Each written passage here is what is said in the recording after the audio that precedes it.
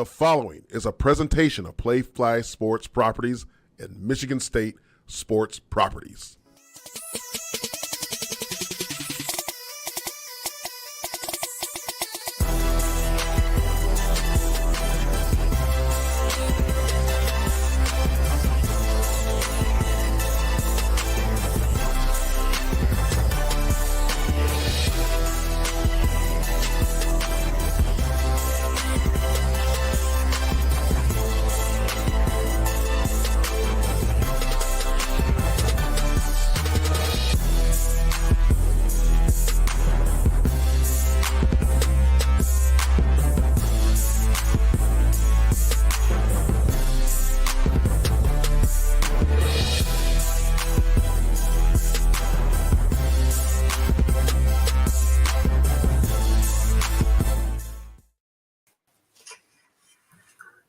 Well, happy Thursday, good people. It is Thursday, March 16th, 2023. I'm your host, Jason Strayhorn, along with my co-host, Otis Wiley and Jehuu Caulcrick, live in the flesh with the guns out. Guns out today. Boy, you got no deodorant on, boy. Sun's out over clear. here. I wear the clear. Over there. I wear the clear deodorant. Clear. I ain't like you. Get the white chalky marks under your armpits. Nah, buddy. No. I'll play, boy. You're gonna come too far.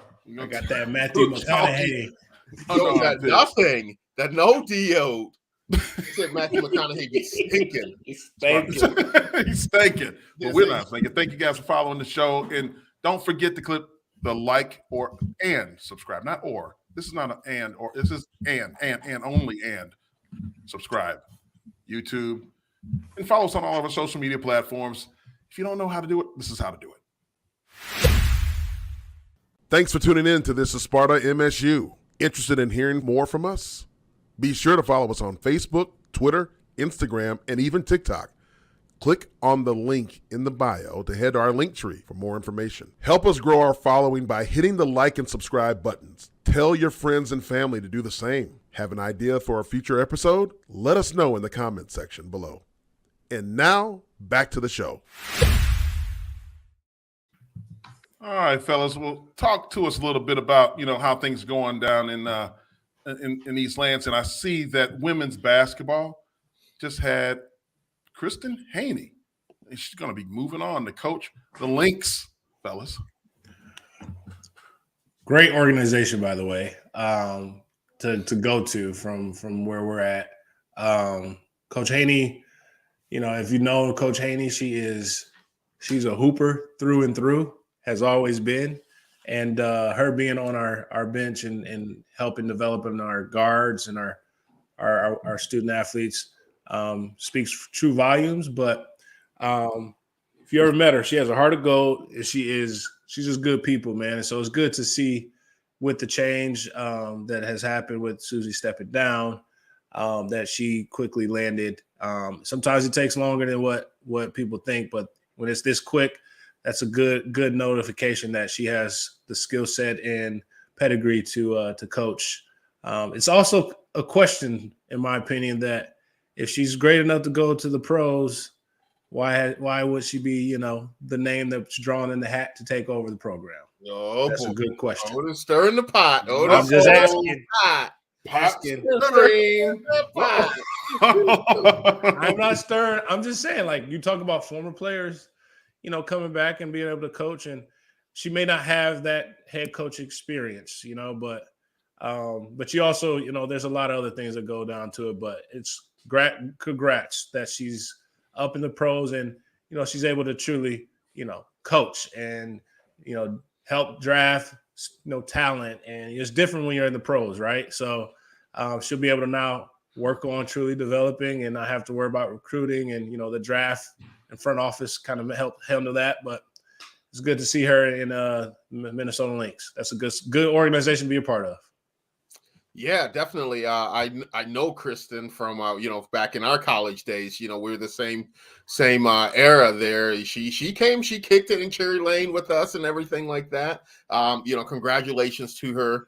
On making that. You always want to keep elevating yourself to the next level there. I don't know if it was in the cards for her. She hasn't had head coaching experience.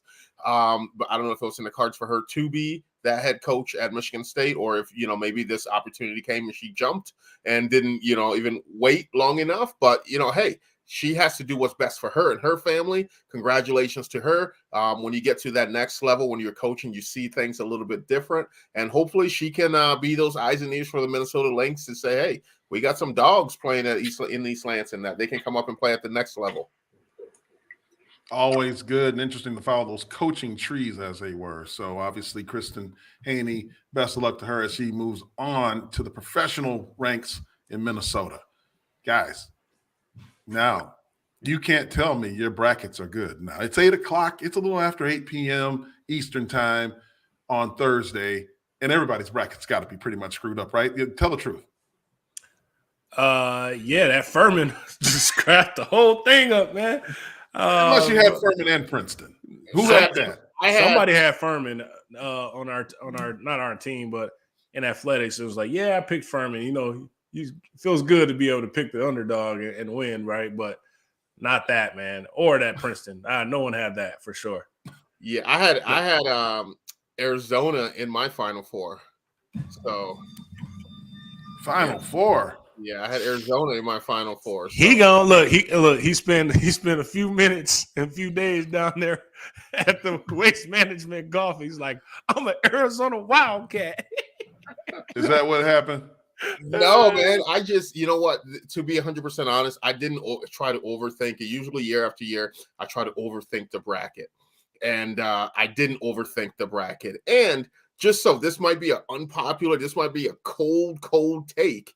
But in my point of view, you can only have one bracket, because if you have more than one, it cheapens the bracket. It cheapens it. I think it's like a 1 in 1.6 billion probability of hitting that thing. Right? Yeah, but why would you be wanting to pick different things in one? Be confident in what you got. I mean, hey, this is the guy. You play the lottery with $1. Doesn't matter. You can't. It only takes one. It's it. That's the law of averages right there. Yes. The philosopher. Yeah. Did Grandpappy did your grandpappy teach you that one? Absolutely not. No. Grandpappy's all in. Grandpappy's all in. But what I love to do is I love to watch the show on YouTube as well as when we're recording there. And I know Pete and the team, pops questions there. But Charles, your question: will we ever wear black uniforms again? No. Why? Are you talking about basketball? He's talking football. When we wear black, all black. We wore black. The combats, they're like the black. That wasn't black. It was a dark green. Like, it looked black. It was the black and that little gold there because a little story behind that. That's 300, right? Keith Ledbetter told me this because when that gold came into it, they had a coach that came in from Notre Dame, and he tried bringing Notre Dame influences, and that's why Michigan State has a little bit of gold, because back in the day they did, and so Coach Antonio brought that back again with that black and gold combat uniforms. Man, listen. I remember when Coach D came. Remember you probably. Jay remember spring game. Or he goes, hey guys, what do you like to do? So Coach D established a unity council, and it was with the captains. So Jehuu was a captain my junior year. He was a senior. So they were captains, and it was Jehuu, Caleb Thornhill, was it Pete Clifford? Pete Clifford and Travis Key. And Travis Key. So 4 captains. Then you have unity council, which is 2 representatives from each class. So that was voided by your class. So this is like your committee. This is your board, right? So Coach D sits us down and is asking us hey, what would you like to see? What would you want? The uniforms, the food, to the training tables. Everyone's like, yo, Coach, can we get the black uni or the black shoes, the black Nikes? That man was like, Absolutely not. Yo, then you get all these combat stuff later down the years. You're like, man, if we only could get that. And I remember it was sweet. It was peach cobbler at the training table. I was like, Coach, we need that peach cobbler at training table. And it was there. It was there with that ice cream. Like Coach D, like I love the fact that he had that unity council. It made people feel like they were part of the team. Yeah. You know, I remember when we went, because we hadn't gone to a bowl game from our freshman year all the way till Coach D, till my senior year. And I remember he had a meeting. He's like, hey, what do you guys think the curfew should be? We're like, no curfew. Like, everyone's like, the Unity Council speaks. Yeah. That's interesting. He did. He was like, hey, the first night it'll be 2:00. The second night, 1:00. And he brought it back each night because we're there for an entire week, you know, in Orlando. So shout out to it's him. Not much to do, too late in Orlando. So that was good. You know, congratulations on the bowl. Those bowl memories. In Orlando, Church Street. It's okay. Hey, you know what? In one night at Mako's. I do remember that too. Holly Rowe was our liaison, media liaison. So Holly Rowe, before Holly Rowe was like who Holly Rowe is, she was our liaison. And I remember the chief of police came in and says, there's one street you cannot go to. And everybody knew that street, man. But everyone's like, do not go here. If you get caught on this street, call us ASAP. Wow. But yeah, what was the name of that street? I don't even know the street. That's because I didn't go. Because I think people want to know. I wasn't risking it either. I went where the places where the lights were shining. I didn't go where the other things were shining. Because you know that champs Orange Bowl, that's in the straight. Yeah, World Camping Stadium. That's in the hood. Yeah. Oh yeah. So that's what all I know. So I know we got off topic, but we was talking about uniforms. This is a good backstory because like what they got now, it is clearly night and day. Like they getting all these unis, and everyone keeping up with Oregon. So we'll see, man. We'll see what Coach Tucker and the team comes with some swag this year. It don't matter. We played. It doesn't matter. Names on the back, and we had this little Spartan thing there. That was big when we played, boy. You remember Coach Smith took our names off of our black jerseys. Yes. So anywho, go ahead. We're just having a little therapy here. You know, listen, we got some Neon Keon pancakes on Saturday. I saw Trevor Thompson talking about some chicken wings. He's in a food coma. We got a lot of people commenting right now, which is good. And they're just listening to you guys ramble on. But it's okay because this is a nice, safe place for everybody. It's like in the locker room with a couch in it, right? That's where we are. Exactly. You know, so let's talk about the NCAA tournament, guys. You know, so the brackets are already busted. Let's look at this video that Michigan State put out for this fact.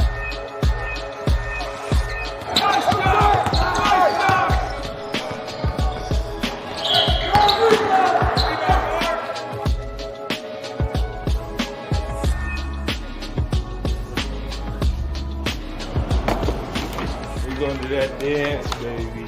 Get loose. Let's go.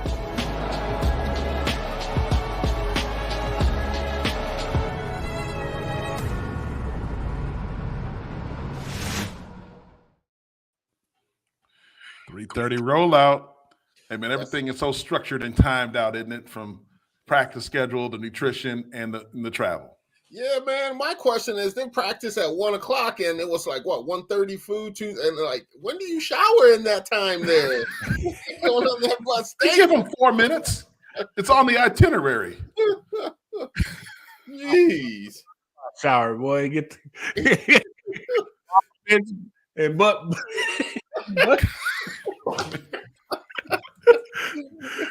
the block is hot. Oh, so man, this is good. You know, this is some good stuff here. You got the percentage breakdown and team comparison here. This is a great comparison. This is a tough matchup. Like I don't think usually, you know, you get the first round, you're like, oh man, like this is straight. We can roll through here. Like this is a game that we gotta do what we gotta do, man. Because everyone, like you said, is win or go home. And we just got to let it loose, man. Let it fly. But 62% over 38% picking us, which is great. But that's all smoke and mirrors to me, man. We got to show up. That's all it's about. The show up. Yeah, you definitely have to show up. But traditionally in the tournament, this 10-7 matchup here, usually the 10 seed's usually a favorite here. But except for this time, Michigan State's the clear favorite in this right now. USC, the Trojans, they have a lot of big inside guys. They specialize in shot blocking. And thankfully for us, we have the opportunity, we have good guard play. We have good perimeter play right now. That's what's getting us through. So hopefully, we can take advantage of that. Absolutely. This is good. You guys Front know court. why, in my opinion, it's a lock? Because it is the East. And USC, guys, it's going to be 9:15 a.m. for their body clocks when they're doing tip-off tomorrow. Just a note. So think about that, guys. It's going to be very early. For the USC, the West Coast guys in Columbus, Ohio. So they will not be on High Street tonight, Choo-choo. Ooh. Yeah, absolutely not. Now, this is also it's a home court advantage. I mean, let's be honest with you, it's drivable. I mean, very you almost kind of want to be a little bit further out because you talk about distractions. Distractions, and then but this is a good opportunity. The fan base, you remember, Stray, we were at the Big Ten last weekend, and when we made that comeback run, and the whole arena, you hear it is Michigan State. Everyone's getting on. It felt like the Breslin. Yes. But that nationwide has got to be popping, man, from start to finish. Don't let down, because it was a little quiet at those times where everyone's like, man, what's going on? Yeah, you felt the nerves. Yeah, in there, it was weird, man. I kept looking at Stray, why is it so quiet? There was nobody let's go until you make a comeback. You got to keep cheering on, man. No defensive chance. That's why Choo-choo, man, we need you out there, man. But I understand you can't make it, but we need Choo-choo out there. Look, got family obligations. We understand. So we need that. Yeah, we do. Whoever hits the road, heads down the C bus. I mean, we got to have you guys absolutely motivate those players. Get in it early and often. Stand up the whole game if you can't. They're going to need it to carry them through because we want them to win this game. It's an important one, and then the next one is going to even be heavier and harder. So we know 18. This just in, guys. 18,078 brackets remain out of a 20 million right now. 20 million submissions, only 18,000, a little over 18,000 remain. And you realize we're live, where March Madness is going on right now. So yeah, it's happening. I see where our followers are watching. We should have a little pop-up, some videos, some games going right now as we're talking.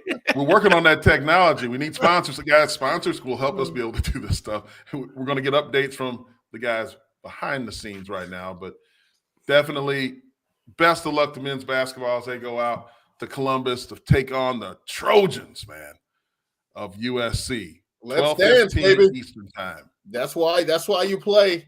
And let's dance to get to that dance. All you want to do is punch that ticket there. And what does the calendar go? January, February, April. Okay, then let's get after it.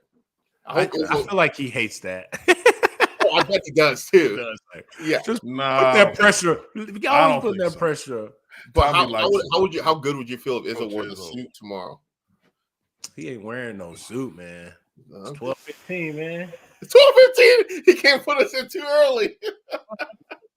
Guys, this weekend, let's not forget, Keon Coleman will be in Grand Rapids doing an autograph signing at the IHOP in Grand Rapids.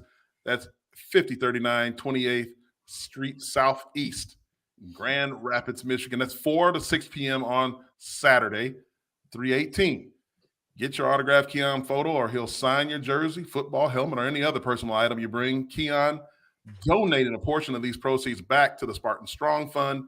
While you're there, get a stack of Neon Keon pancakes and tag "This is Sparta MSU" in a social media post showing us how you attack your stack. Yeah, that's a great event. I was there when they were in Brighton at the Brighton location. There was a lot of fun. The Neon Keon pancakes were flying off the shelves. It was and T-bones.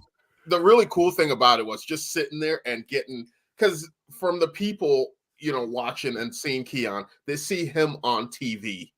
but this is an opportunity to get behind the scenes access, get that, hear those stories. We were talking about the Michigan game. We're talking about that spectacular catch that he made, all those things. And he's open up. He loves doing this stuff. So go out, show your support for a good cause, show your support for a fellow Spartan dog, and let's get after it there in Grand Rapids. West Michigan Spartans, show up, show out. You hear that promo? We're gonna tag you when we hit this on the social page here. West Michigan Spartans, show up, get some pancakes. And listen, we're gonna be celebrating that win, claiming it Friday. So go ahead and get that morning breakfast. Go ahead. Preparing for that next game, but we got to handle the first things first. Speaking of IHOP, let's listen to a message from our friends over at IHOP. Introducing new sweet and savory crepes. Whether you like the flavor of cinnamon bun after sunset, or prefer to wake up to a little eggs and bacon, day or night, it's always time for crepes.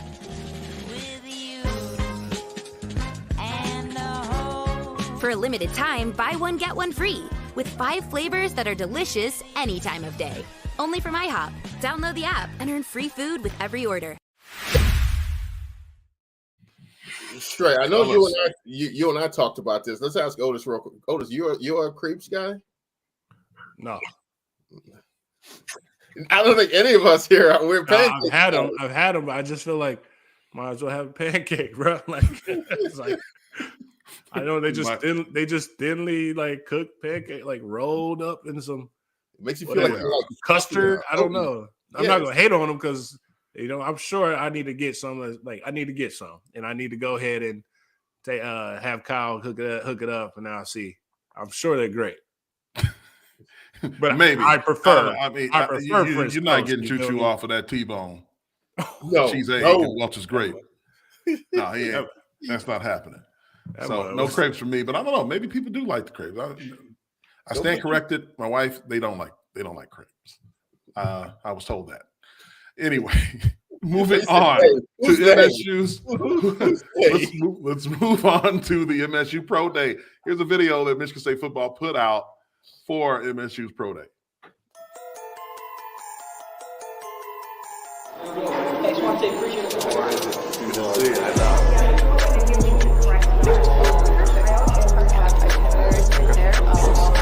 Really appreciate you guys coming out. As usual, make this your home.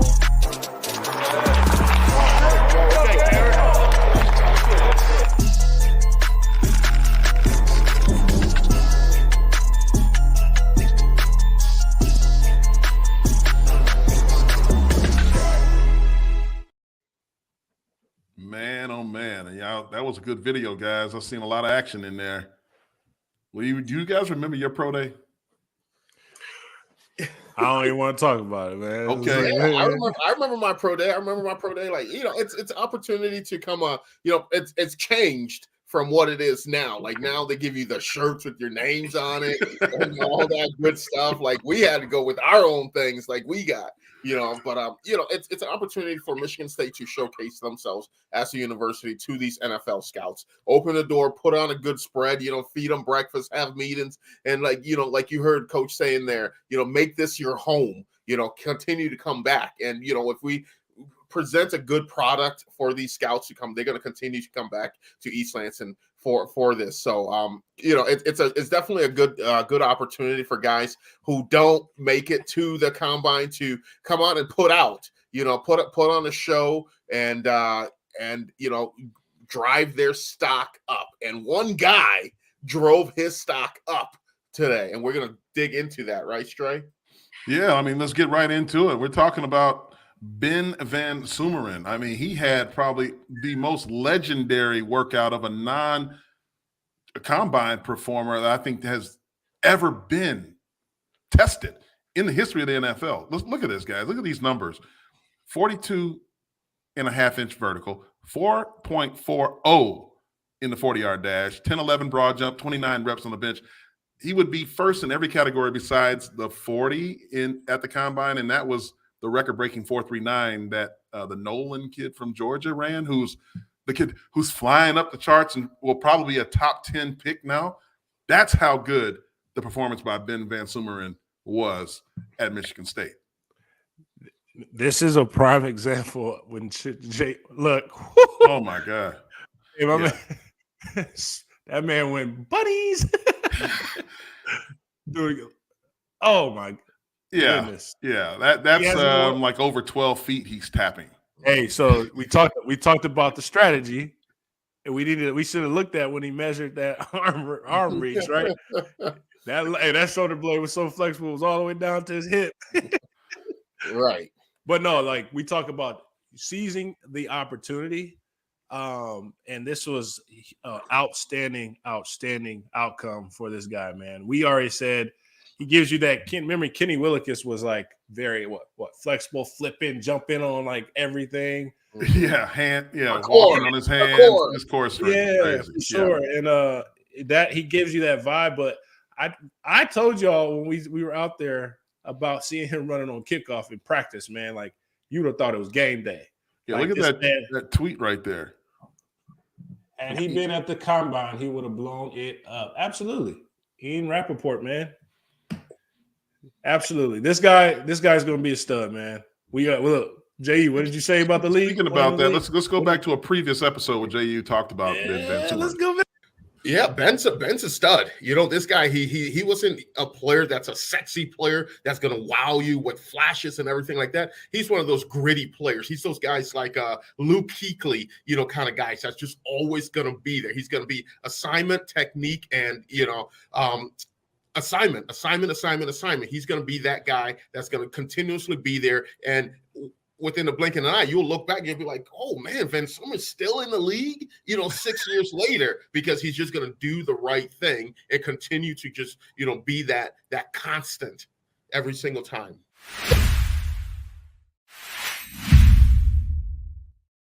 I honestly thought he said 12 years, but clearly we get him times two. But he said 6. Choose straight dominance. That's vested though. That's vested. vested. The thing with Ben is, like we talked about it. We see those, from us that have played the game. We see those little intangibles that we saw on the field. Otis talked about him sprinting down the field on kickoff every time. Stray talked about him, read his lateral movement, sideline to sideline, making plays and everything like that. We talked about his smarts, his understanding of the game. And those are the things that's going to keep him in the league. And this performance that he put on, he's a kid that went away and didn't get the invite. I think he took that personal. He showed out in the bowl game that he played in. He showed out in that, went away, had a good trainer, trained his ass off, and then came and put on a show at the pro day. But he's like, I'm not invited to the combine. Okay, I'll show you guys why I should have been. And this is a kid that went from being an undrafted guy, and now he's gonna be a drafted guy in the draft coming April. Yeah, there's no question about it. With those kind of numbers, I mean, you'd be foolish not to stand out there and beat the table to get drafted. It's impressive. It really is. That's a performance for the ages, guys. 42. I just saw Trevor Thompson put in the comment section here that the 4.4 plus the 42.5 vertical equals explosive. It indicates explosiveness. Yeah, how about the 10-11 broad jump too? I mean, How about 29 reps? I mean, look, that's a powerful individual.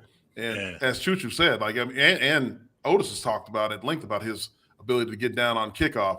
Special team. There's guys that made Hall of Fames playing special teams. Yep. Pro Bowl, all that. This dude's gonna be look. Now, one thing is, okay, when he gets there, will he be able to cover? Because there's a lot of obviously one-on-one with linebackers. That's really the only. I feel like the only thing that they may hang hats on. But the upside is way obviously more than that low side. So this guy is teach that. Yeah, right. But he's all pro special teams for sure. Like that man's making a 53-man roster based off of that alone. Could you imagine? Yeah. There's no way you ain't double teaming on no punt. No, he reminds me of them AJ Hawks, Bobby Carpenter dudes, man. Like them dudes was freaks. Way faster. Yes, way faster. So Exactly. Not You know, even I see close. there are 3 teams, you know, I see really taking a shot at VanSumeren here. don't you say it. The Carolina Panthers, the Atlanta Falcons, and the Cleveland Browns. I think thought those you are was 3 going to say good Bills picks. Mafia. Come on, No, Detroit. he don't Come on, fit in the Bills Detroit. system. He don't Come fit on, in the Bills Detroit. system. You know, Come on. he doesn't He's a fit in the Bills Kuechly guy. system. What about Texans? But come on now. He fits that. I could see the Texans as well. He fits that Lions. He fits that Lions defense. Rodrigo. We gotta get him on the air. Here, that'd be good. He's definitely a fan favorite, man. Also, Kendall Brooks at the safety position ran a nice 4.44 40-yard dash. Hey man, the way he hits like that. Hey, you've seen him up close, right? You've been next to Kendall. Yes. That's a big dude. He got that Otis Wiley frame. Yeah, but he got way more muscle because I think he's a little thicker than Otis, but Otis is rangier. Otis was longer. Yeah. Running that 4.4, man, and he thumping too. So like, that's a nice one. I didn't see the other obviously results, but you can't teach that speed, man, especially like that. So KB took advantage from what his journey was from transferring in to then being the guy for us. I mean, he's a smart safety, smart defensive back. So let's see if he gets on somebody's board, and he's going to be a gem. He's a hidden gem for sure. Mm-hmm. Oh yeah, that boy can hit flat out. He brings the wood, man. That's exactly what you look for at any level of football, but definitely in the NFL. 4.44, and you can bring the big stick. I think he'll be on someone's 53-man roster soon. Turn the page a little bit. Amir Speed. He had a pro day, but he chose to go to Georgia, guys. Georgia. Oh, get it. Georgia. Hey, so we talked about this. So, people don't know, like, if you're going to a pro day, there's obviously a mile radius from, like, your hometown. So, like, you can obviously from there, went there. And, if you're training down there, too, like, I might as well just go ahead and work out here, and running a 4.38 first and then a 4.36 on the second. Man, like, hey man, this dude looks 6'6", but like really 6'4", right? But like, yeah, it's one of those things about like, can it convert to like he is? When we talked about it before in preseason last season, he is this way fast. It's really right here side to side that. He's fast, quick twitch, but it's like coming out those breaks. Like, we got to work on that because, like, the cover skills where I honestly feel like he should have more interceptions and converting those because he had some good coverages, but there were times where he was picked on a little bit too. And he's not afraid to hit as well, which is coming up. Big corner in the NFL. It reminds me of that Seattle Seahawks, that boom, Legion of Boom. Mm-hmm. Like, legit. If he can do that, I think he's going to be on a 53-man roster drafted. Yeah, my question is, the speed's good, the workout and all those things good. But my big question is this: if he's on that 53-man roster, like you said, Otis, and they're playing a game on Sunday Night Football, and you announce, Jehuu Caulcrick, Michigan State, Otis Wiley, Michigan State, where's he gonna say? He's gonna say his high school, like how they be saying like Flint, Michigan, like. Yes, he's gonna be one of them. Always funny when guys do that. They don't want to say what school they went to, but hey, man, best of luck to him. There's obviously there may have been a few more scouts at the Georgia Pro Day, which it was coincided at the same time as Michigan State's Pro Day. They had a couple top prospects over there after their second national championship, and we gotta highlight our old boy is not doing too hot right now, man. Defensive tackle, like it ain't looking good. Yeah, it ain't looking good, man, which is bad. What, Jalen Carter? Yeah. What's the word on him now? I just know I saw that they got rid of it. His case is already settled. In record time. He didn't complete the workout at Pro Day. Couldn't complete the drills. Out of shape. Oh, they ran him into the ground. Yeah, he had a bad. He had a case of winter conditioning in the spring, cuz they broke him. Now, it'd be interesting to see which coach did that. which D-line coach, because they always pick one of the scouts who's going to be the one that leads and does that. Because I'll never forget this.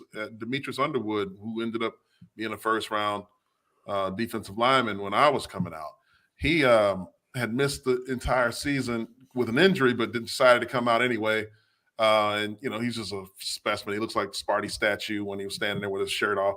And there was a coach there from the Minnesota Vikings that was running the drills with him. I mean, he was screaming, actually. Crumry from the Bengals was doing the drills, and then this guy from Minnesota, one of the scouts, was yelling. I mean, this guy's a quitter. He's no good. He was just going off about how terrible and how out of shape this guy was. Guess who picked him? Minnesota Vikings. Minnesota Vikings in the first round. Yeah, I mentioned those mind games. He's playing with other scouts. They had everybody lay off of the kid. But you just need your D line to run how many yards side to side, north to south? Short area quickness. Trevor, all we need. Trevor Thompson said he has misdemeanor. He gained 9 pounds, in between. Of course, he's under some stress, man. He gained 9 pounds from the combine to today. That's pretty bad. Your agent should be pissed at you. Listen, if Vince Wilfork can do it, he can do it. Come on, Vince. That Vince was a massive beast, man. Vince can run, though. Yeah, hey, man. Guys, there is an important decision coming up here for one of our past guests, Davi Belfort, is coming up with a decision on March 22nd. It's between Michigan State, Virginia Tech, and Texas A&M. I think it's very strategic in this graphic. We talked about this. It's strategic. Look at the graphic, though, but I see, the shield. You would think we're reading in the graphics. The shield with the question marks on it, you would think like a Spartan shield. But, I personally, for some reason, I'm getting a vibe that he's going to choose Texas A&M. Is this your crystal ball? That's my crystal ball. He's going to choose Texas A&M. We need a choo-choo crystal ball. What you think, Owen? Man, look, we can't give him more, boy. I tell you that. You done got all of the things. He got it all, man. Grandpappy, his eyelids. Yeah. No. I mean, you strategically put us a little bit in the back. Let's see that again. Let's see that picture again. You got us a little in the back. You got VTech. Texas A&M's blown up. Yeah. You say what? Texas A&M. That's like the full one. It's him with the It's got more highlights on it. That's what we're going to go to next, right? Guys, the Michigan State shadowed more than the Texas A&M. Texas A&M has more highlights.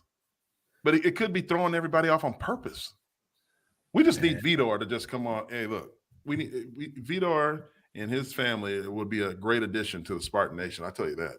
Oh, we already know that for sure. Didn't he have the ring, the Spartan helmet ring? Yes. We want him here. Yes, we do. Without a shadow of a doubt. Hey, Steve Smith felt crazy, yo. He said, we his side chick. What? Oh, man, Steve is in the shadows, huh? Is that what it is, man? out here. Hey, look, I think Jehuu liked this reference in the shallows with Lady Gaga. In the shallows. We are in the shallow, but we are not near the peak of his decision, bro. Oh my goodness. We'll see what happens. When we had him on, I was I could have bet that farm that he was coming to us. Look at me wrong. He still might. Might. But looking at that picture, I think he's got that. He's giving me Johnny Manziel vibes.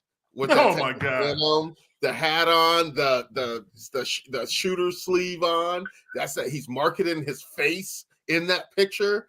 It's NIL all day. I feel like this is like an NFT metaverse graphic of him, he's, you know what I mean? It's just, yeah. We're gonna be staying tuned close to this hip to pocket, so we're gonna keep everyone updated. But we'll see. The thing that's drawn me in is the question marks on the bottom. That shield. Is it a Spartan shield? Man, I don't see no Spartan shield. I think you're trying to wishing on a star, man, but I don't see none of our shields. I don't see. Stay tuned. It look like we'll see what happens with the Davi Belfort decision coming up here in a few days, gentlemen. Just a few more days. But speaking of like how things are going to play out, like let's talk about the state of Michigan State's quarterback room right now, man. Who's going to emerge out of it? It's been very common knowledge now that Mel Tucker has said it's open competition in the quarterback room specifically. You got Peyton Thorne, Noah Kim, Caden Hauser, gentlemen. What say you? What say you, Jehuu? No, whoever it is has to take the reins, has to be that leader, of not just the offense, but of the entire team. They have to be the pulse of the team. You can't have this another year of sitting back and hoping for someone else to rise to the top and carry things along. That, my big thing for being a leader of the team, you have to be smart, tough, competitive, hardworking, selfless, and the game of football has to be important to you. So if you encompass all those different things, then you can be the leader of this team. It's something special, and it's a big, big weight on the shoulders to be that person. And it's not meant for everybody. Peyton Thorne had it last year, and I believe last year he had it handed to him again because of the good year that they had with the Kenneth Walker effect. And, all the blemishes were washed away due to the cause that they were winning. So now I love the fact that Coach Tucker's opening this thing up to everybody. And, and I'm just waiting for someone to step up, take control of that team. And it's not just in spring ball. It started months ago, and it's going to go through the summer. Who's going to be that guy that calls the receivers, calls the tight end, calls the offensive line, and say, hey, let's come in and watch some extra film. Let's come and watch third down today. Let's see what we do on third down. Let's go to the weave and let's throw a little bit. It's going to be that person. It's going to take the little things outside of doing what people see you do on the stage. That man out here in his pocket in his book right now. Listen, to your point, facts. Who's going into the weave inside the facility, spending those hours where? What's the weave? Indoor facility, the weave. Yes. Just for the people who are listening. Sorry, the weave, not your hair. Inside indoor practice facility, the Duffy Doherty building, man. I remember those summers where that is where you win the games. Like I used to always look forward to, we're working out summer and then we do 7-on-7 and we talking cash money to the receivers, the quarterbacks. We're helping each other get better. And once you do that in the summer, where that's where those games are made, it's not going to happen at fall camp and going into the season. It's happening spring or winter condition, now spring ball. So you obviously have to get it in, man. And it's really who's in first, who's out last. And it's really like that standpoint. Or let's go back to old school where you get called out in front of the whole squad during spring game and get your spot taken. You remember that, Jehuu? Oh, yeah. Yeah. So that was one of the like, hey, this is a business. You got to bring your A game every practice. Because it doesn't matter. You can snap, you can get hurt, next man up. And then that man balls out. Look, it's a better field. So you just got to be able to bounce back. But I remember John L. calling out Nehemiah Warwick. Hey, Nehemiah, because Nehemiah was balling. Nehemiah Warwick, who's in front of you? He goes, Mike Bell. Well, you're not in front of him. In front of the whole team as we were doing a break, right? And everyone's like, oh, we better come with it because everyone's like, pitying around. Oh, I'm not getting reps.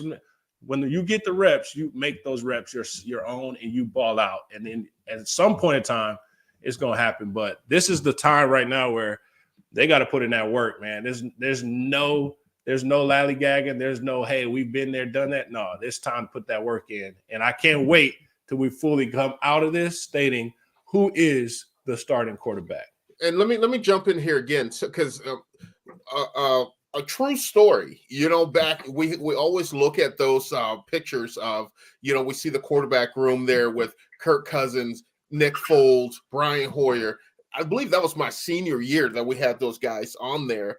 But the big thing is this. We had a bunch of talented guys and everything like that, and there was nobody who had the job in hand. But what happened was Brian Hoyer would text the running backs group, "Hey, meet at the Duff. We're going to watch film. We're going to go to the weave. Bring your cleats. We're going to go to the weave afterwards." He would do these things to the receivers and everything like that to gain confidence in that. Because when it was nut cutting time now, it was like, this guy's been calling me. This guy's been getting that.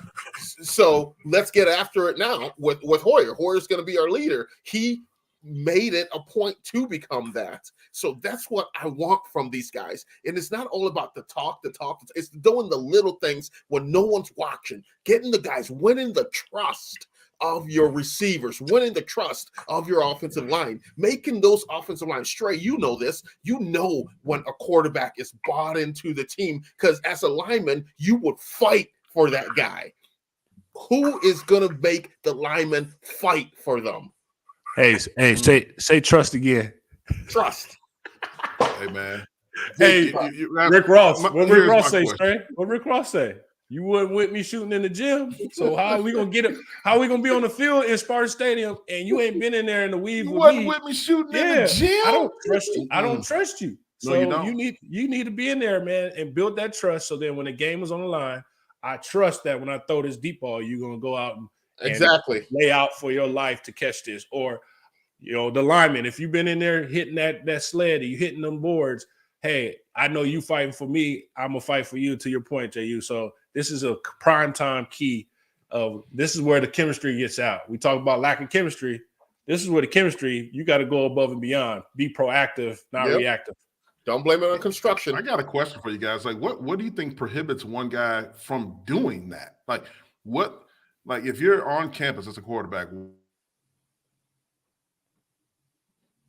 can you explain that to me? Like, what's the apprehension of others?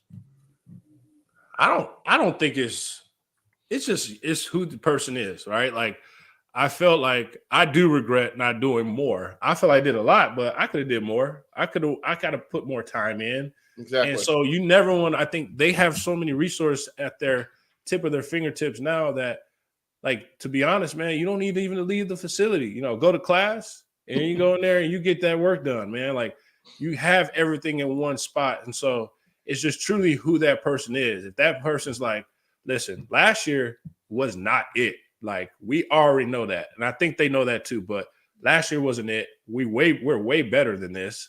But we got to go beyond what we thought we could go last year. We got to go do more.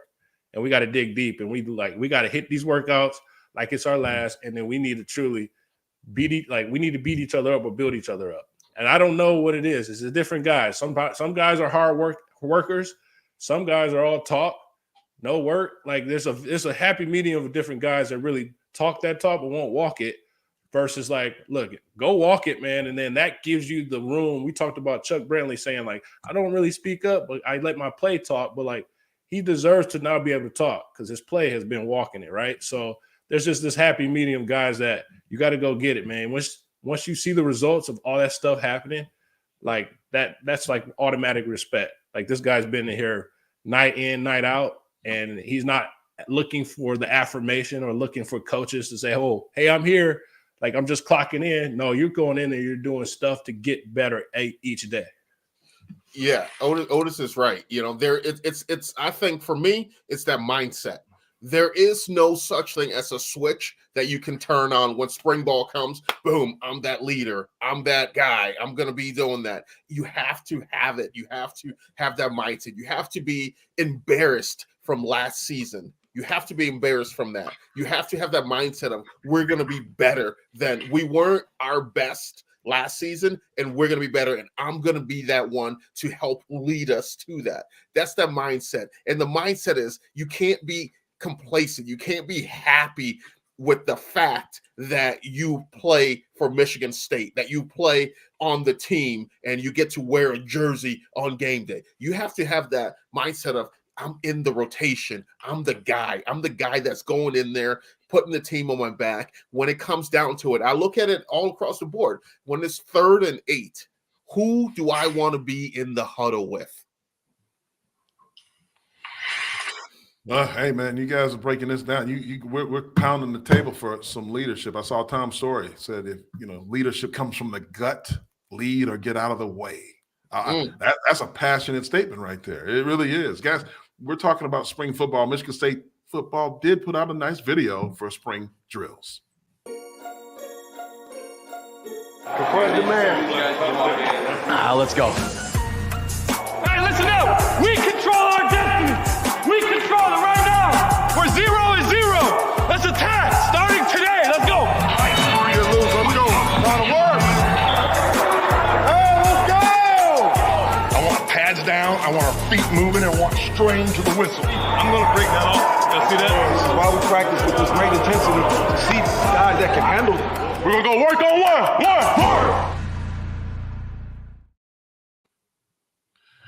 Well, guys, spring drills have opened officially. We've got some new coaches there. I saw Dyron Reynolds. That's the D-line coach there showing that little move. What do you guys think about the intensity that's happening right now? I know we're going to break down the different position groups, but just giving let's set the table a little bit for the team. Intensity should be high. This is your first opportunity after last season, the disappointing season you had last year, is your first opportunity to come out there and eventually hit somebody else. So intensity should be high. If you were pissed off with your position that you were in last year, this is your opportunity to come up and show up and go above that.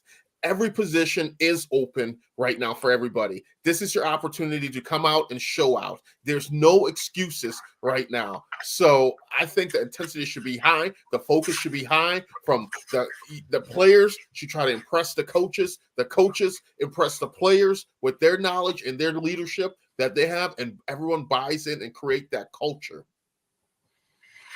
A lot of culture, man. We got to get that culture. We've seen these videos. We've seen these highlight videos last year. Now we've seen the quality of the content. It's been great. It's always great. But it's like almost go silent, go dark. Like let's go dark and let's build out, man. Like some people say they have. It's been pretty quiet over there. Yeah, like socially, like we usually be, we're going like let's just build up internally, man, and you'll see when it comes for summer and fall camp, like we're gonna be ready. We're gonna be ready. All right, guys, we're gonna go in position grouping. Jehuu, why don't we just go out of order a little bit? Let you talk a little bit about the running backs and linebackers. Well, my man looks possessed right now. So. Oh no, Jehuu has frozen. We'll get back to him, Otis. That means you're up. Wide receivers and DBs. Man, listen, we already know what we got on that offensive side, so I don't need to even discuss. But leadership, senior leadership. We got Keon. I like saying Keon Coleman. People like the neon Keon, but like my man has the presence of just a leader, right? Like he does the work, and when he does the work and you show results, he has space in that room to be the leader. Like these guys are now leaders. You got Trey Mosley, who is now obviously those two guys are leading the room. So then we got some young guys coming in that it's kind of like who will be that fourth guy that can give us some good yardage possession wise, because we know what we got with Trey Mosley 17 and number 0. So I'm interested, looking forward to next Tuesday and going out there and seeing practice and seeing how everyone looks on that offensive side, because it looks good. But if that quarterback wide receiver connection is not timely, it can be a whole world of trouble. But defensive back wise, we got our guy that's out, 0, and Chuck Brantley right now. So you got some young guys that are stepping up, and we're going to see who can come in. I really want to see our transfers that came in to see how they're faring out, learning a new system. This is an opportunity for them to learn, Coach Hazelton's system, with having a new cornerbacks coach that just was announced coming from the Buffalo Bills. That is an added bonus with Coach Salgado, right? Yes. Yeah, like Salgado. this is a big move to go up to the pros and get a guy who had Buffalo Bills secondary on fire. Like those guys are nasty. They hit you. They will intercept you. They're everywhere, right? And so I just felt that the defensive back wise, like we just weren't nasty. Like you just didn't feel when the ball was in the air, you had no true full confidence that we will be there to pass break. PBUs, abbreviation. It's okay to get PBUs. That means you still get another down or 3 and out. And we just didn't convert as much as we should have with interceptions. And so I think that is the hand-eye quickness, getting out of your breaks when, receivers are running their routes. You need to get out that break with them. Like, you just don't get stuck in the mud. And so I'm looking forward to seeing more, and I'm definitely happy to update more once I'm able to see in person on Tuesday morning, next Tuesday. But I think we're in a building phase on that defensive back to see who is our nucleus, because we've lost a big leader in Xavier Henderson. Yeah, definitely see what happens with that, because that's the quarterback of the defensive secondary, as we know, playing that safety position, the free safety position. Talking about the offensive and defensive lines, we're going to get to some of the comments. I saw something from Darren Tatum in there, and now Steve Smith's talking about the guns out. They love the guns out by Choo-Choo. That is huge. They love it. But for the offensive line, we got to have some improvement, obviously, from a year ago. Being able to open up holes and protect whoever plays quarterback is going to be paramount. It's going to help, as you talked about. Do they trust? Does the offensive line trust the quarterback? The offensive line needs to have the skill set in order to protect whoever's playing quarterback. I think it was a great job by Michigan State in bringing back guys like Nick Samac and JD Duplain. They're running it back for one more year. Those are two interior studs that can get done. Brandon Baldwin, a guy who started a lot at left tackle. He's a very long guy, athletic guy. But they brought in players like Keyshawn Blackstock. Now he's a guy, the big JUCO transfer. We've talked about him at length. He may transfer more as a guard, but I think they're going to play him at right tackle to start the spring. You got Spencer Brown, who's also coming back, who is a 1.5-year starter at right tackle. So how they decide to pair those players together, I think, will dictate on how good this season goes, because to me, the team goes where the offensive line goes. Because if you don't have an offensive line, you're dead. Doesn't matter how great your defense is. If you can't protect anybody, doesn't matter who's throwing that ball back there. They have young players. Just Stan Ramil out of Alabama, who's coming in here. You want to see him start to mature and learn the collegiate game and what it takes to play at this level. Guys like Cole Dellinger. That's a guy from a local kid from Clarkson High School. His brother's down in LSU, so he has a pedigree, understands the game. And so look at him to be a guy who's going to be able to back up and be a serviceable guy very quickly because of his background, in my opinion. But we'll see him more closely. We're going to get Otis to go and get some video of the offensive lineman while he's in there, because I know that's exactly what Otis loves to do. Negative, negative. on the defensive side of the ball, there's a lot of guys. There's a lot of defensive linemen. You got Chris Bogle making the comeback. He was hurt last year, if you remember him. He used to transfer out of Florida Gators. Didn't really see him after that injury, so hopefully he's back to form. Simeon Barrow, a guy who just tears it up on the inside. You want to see him be and take the next step, along with Zion Young, a guy who has a lot of potential, a lot of upside after his first performance as a freshman a year ago. But now you have transfers. Jared Jackson, the defensive lineman that came here from Florida State. That's a guy who's a plug and play, 6'6", 300 pounds, 3 technique. That's how you draw it up on any defensive line anywhere. So very excited to see what he does. By Job, he's another guy who everybody wants to see how he plays. He's a very highly recruited guy. He was very highly ranked. He's a guy who was very close to a BT, a guy who's instrumental in the recruitment of a David Stone from Oklahoma, from Senegal, I believe, and but just a very athletic player. Needs to learn the game, from what I understand. But a guy who could definitely make an impact as a true freshman. You have Derek Harmon, who's been around, who's a solid player from Detroit. that's going to be able to plug up the middle. He's got that old Kevin Vickerson type of body, man, 6'5", 340 pounds of just, he gets after it. And then the transfer from Texas A&M, Tunamisi Adelaide.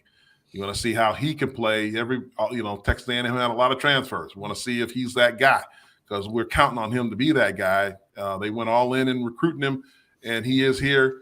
And we would love to see him have a big impact, guys. I mean, we can go on and on. Dre Butler's another guy that they have. So Coach Reynolds, the new defensive line coach, has some guys in that room. Now, how do they adapt after Marco Coleman, VT, and Kevin Vickerson are no longer in that room? How do they adjust to the new coaching style? That's something that we're going to pay a close attention to in the spring and see how they progress with that. Because with the defensive line guys, you guys can attest to this. They can be a different bunch, right? And it can, so we want to make sure those guys are all on the same page and moving forward in the same direction for dominance on the defensive side of the ball. Yeah, let's move in the right direction to a sack. You feel me? Yes. Get off blocks. Take some pressure off these boys in the back end. Let's go get back to Choo Choo, who was going to cover the running backs and linebackers before we wrap up.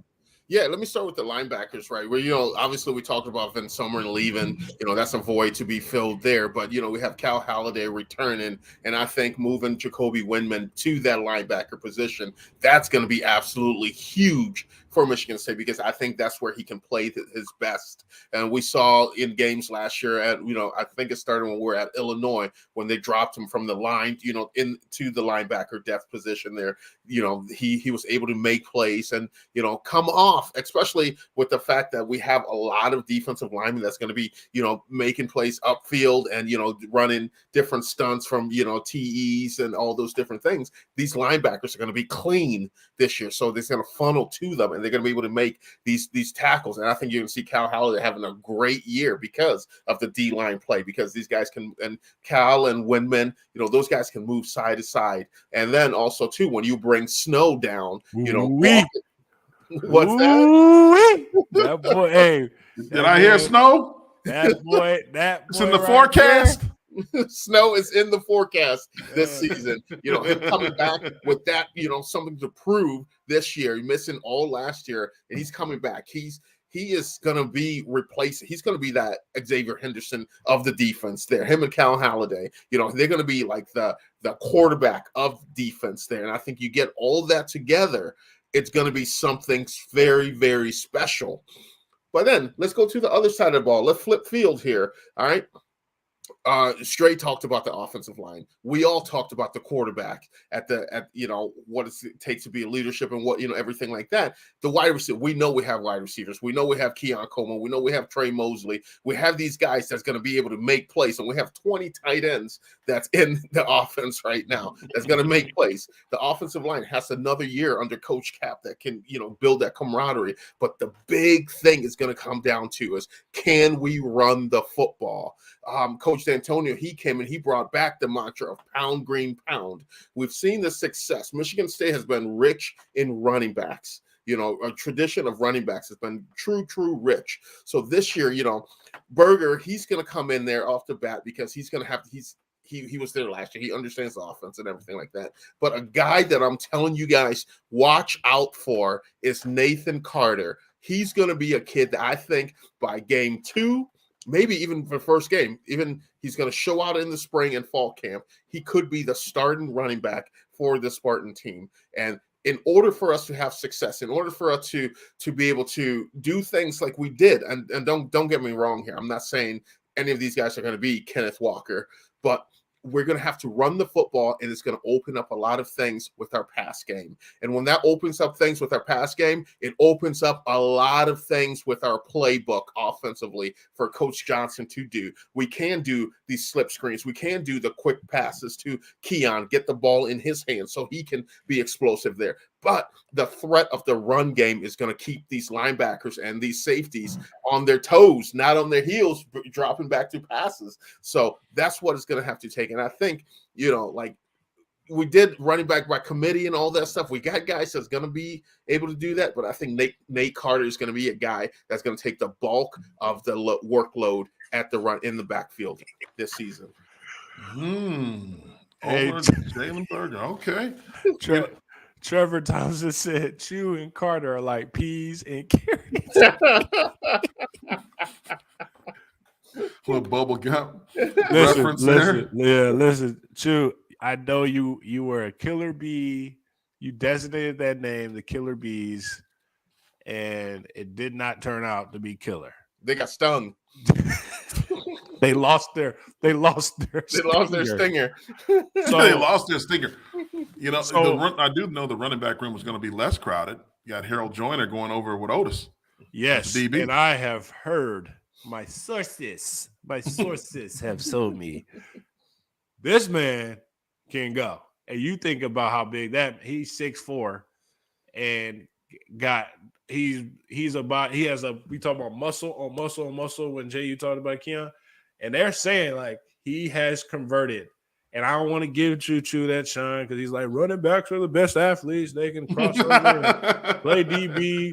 You know, we've seen how it can be terrible, and we've seen how it can be great. And, you know, those guys like, you know, Darren Tatum, 21, was a running back coming out of high school and can play running back, but he's a lockdown, can defend.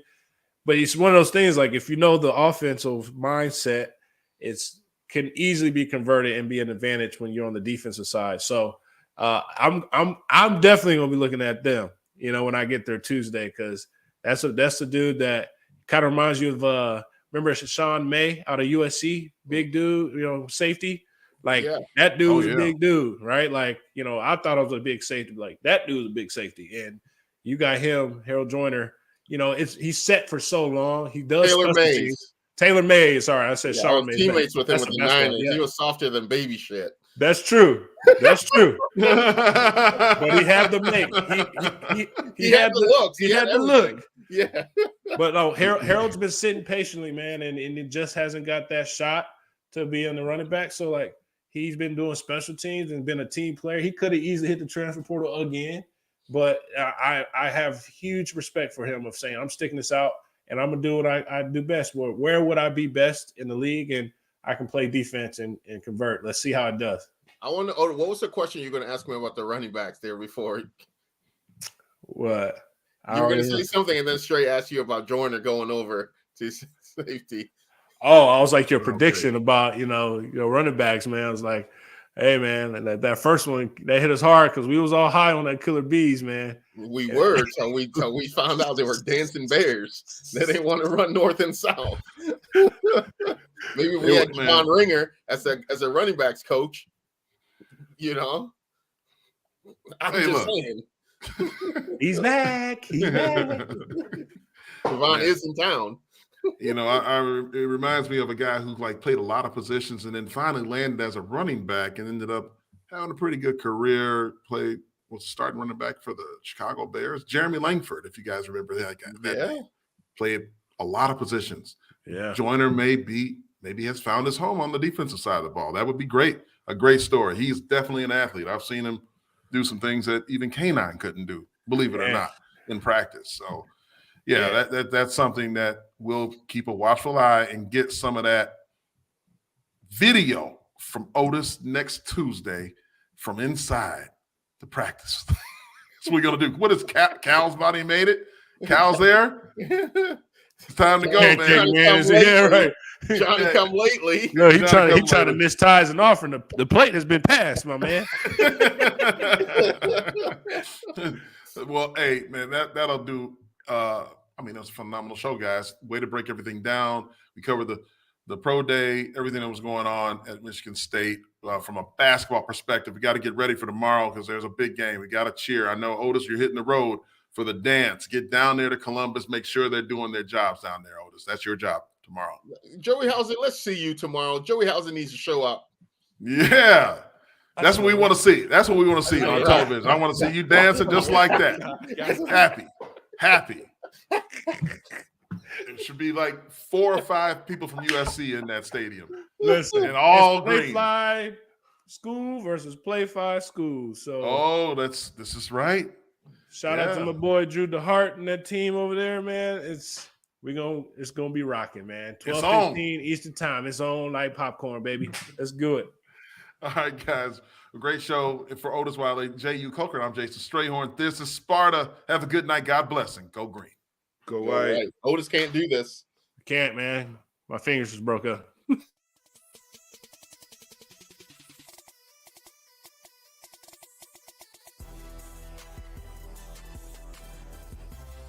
This is Sparta MSU as a combined presentation of Playfly Sports Properties and Michigan State Sports Properties.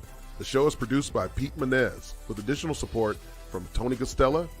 Operations and social media support is provided by Alicia Strayhorn with support from Cecily Max Brown.